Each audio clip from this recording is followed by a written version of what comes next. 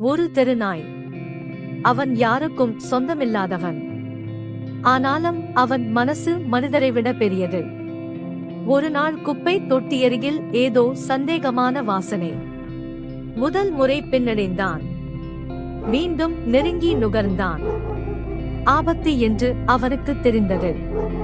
அவன் குரைத்தான், கத்தினான், உதவி கேட்டான். ஆனால் யாரும் கவனிக்கவில்லை. நான் தெருநாய்தான், அதனால்தான் என்று அவன் மனதில் வலி. அவன் நினைவில் மின்னியது சாலையோரத்தில் உயிரிழந்த தன் குட்டியின் முகம். குப்பையிலிருந்து ஒரு பையை இழுத்தான். அதுக்குள் உயிர் இருந்தது.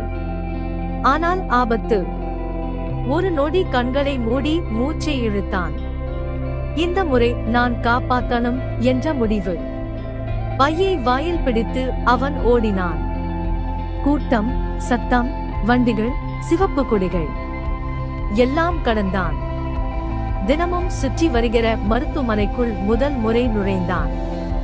ஒரு வெள்ளை கோட் மனிதரிடம் பையை வைத்தான்.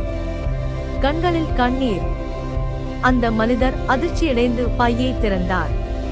உள்ளே புதிதாய் பிறந்த குழந்தை. சிகிச்சை, மூச்சு.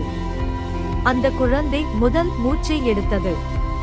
அதை பார்த்த தெருநாயின் இதயம் மெதுவாக அமைதியானது.